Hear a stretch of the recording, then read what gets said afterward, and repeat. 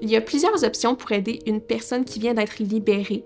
Je dirais même qu'il y a autant d'options qu'il y a de situations et qu'il y a de personnes. Donc, par exemple, une personne dans votre famille pourrait être prête à apporter une certaine aide, tandis que vous, dans votre propre réalité, vous aurez un autre type d'aide que vous aurez envie d'apporter. Le premier point de départ pour tout le monde, je pense que le plus important, c'est de se questionner sur nos propres émotions, sur nos propres limites en lien avec la situation.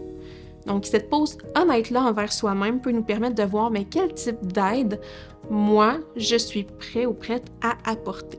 Une fois qu'on a été capable d'identifier le type d'aide qu'on veut apporter, on va pouvoir aller discuter avec notre être cher qui vient d'être libéré, puis de voir qu'est-ce que moi je suis prête à offrir, puis qu'est-ce que cette personne-là est prête à accepter. C'est important de comprendre qu'il n'y a pas de type d'aide qui est plus important qu'un autre. Donc, que vous souhaitiez simplement offrir une oreille attentive, empathique au travers des défis pour l'autre personne ou que vous souhaitiez apporter un soutien plus concret. Par exemple, en aidant dans la recherche d'un logement, d'un travail, en accompagnant à l'épicerie. Donc, il n'y a pas de type d'aide qui est moins important qu'un autre. C'est important de s'en rappeler.